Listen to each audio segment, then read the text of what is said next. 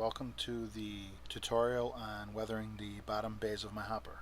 I first want to point out to you guys that when you're looking at the prototype picture, like I am at the bottom bays here, I first look at the color and I'm thinking to myself, is it a brown? Is it a dark gray brown? The sunlight is shining on the bottom of those bays, so you're getting a little bit of a orange hue on that bottom bay color too. So you got to make that color to begin with. You got to mix that color. So what I've been using lately is the water mixable oils, and raw umber is a pretty good dark color to start with as a base. And then from there you can tweak it and try to get it as close to the prototype picture as possible. So to achieve the color of the bottom base, or at least the base color to begin with, you're looking at some raw umber on the right hand side there. It looks kind of dark. And I mixed it with a little bit of dark weathering powder just for some texture.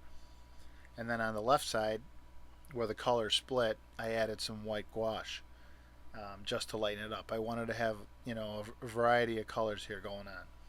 On the right, you'll see there's an orange tube there of the water-soluble raw sienna. We're going to mix that together with that. And you're going to kind of get like this dark gray, brownish, it's almost like a rust color, but mainly that raw sienna is there just to give those bottom bays the look as if like the sun was shining on them. Adding the raw sienna to this color mixture is pretty much just to give the illusion that the sunlight is casting a kind of an orange glow on those bays, because that's the kind of that's the look I'm going for off of that prototype picture. So once you have your base color, what you're going to do is use a cosmetic wedge sponge, and we're going to hit the bottom of the bays. Right now you just want to block it all in and make it dark. We're not going to concentrate here on any sort of detailing, but you definitely just want to get the whole thing full of grime and dirt, and then we'll do the takeaway process once the whole bottom is completely filled. The one cool thing about using these cosmetic sponges is if you just look here at the bottom of the sponge, you'll see there's these little tiny holes with the combination of the weathering powder and your water mixable oil paint combined on the end of that sponge. You're gonna transfer a real nice, very fine texture to those bays. That's a pretty cool technique. You can see right here on a couple closer shots of the bays that the sponge does a really good job in applying that kind of texture. For the areas that you can't really get into with the sponge, just use a brush and try to get into areas you just can't get into. Dirty up, anything that you feel that dirt or grime would get into. I talked before about the takeaway process, and the way I do that is I'll take a brush and dip it in some alcohol, 70%, and just go back over those bays and lightly stipple right over those areas, and it will gently pull that paint right back off again. And you do those to lighten up areas where you think maybe it wouldn't get as dirty. You make that decision. Look at your prototype picture, use what you know, what you think.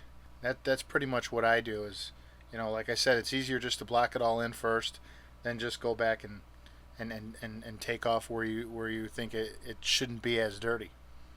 Simple as that. So now you know about the takeoff technique.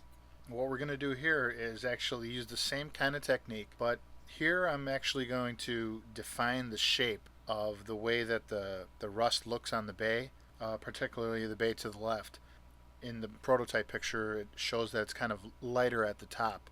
So I'm going to go ahead and just take off a little bit here, but I'm going to leave more of the grime and dirt at the bottom of the bay.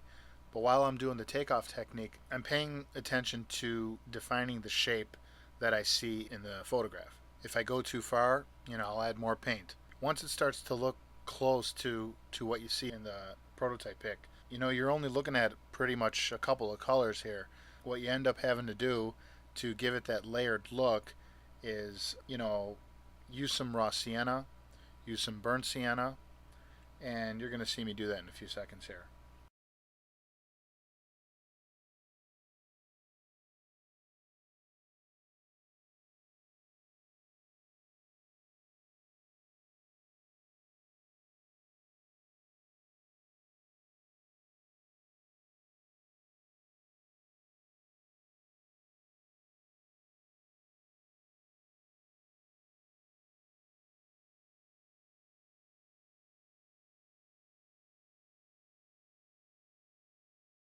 And while you're doing the takeoff technique, it's nice to have a cosmetic sponge nearby to kind of soften what you've just taken off. This way it doesn't look too sharp. Kind of looks natural. Just softened a little bit. But now you're looking at a couple of colors. The color that we mixed before, and you've messed with it a little bit.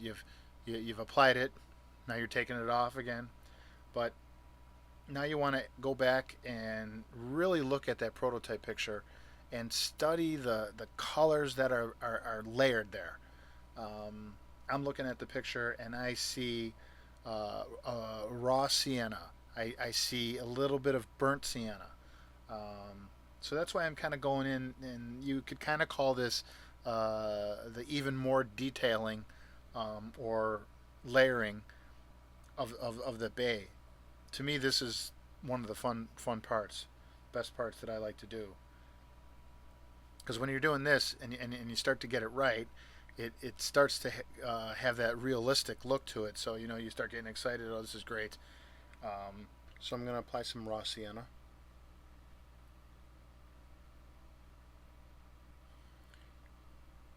And then shortly after that, I'll add some burnt sienna. And that's going to go on it. I'm always working light to dark. And then you take your sponge again and you soften it again. And you just keep tweaking it until you get it right.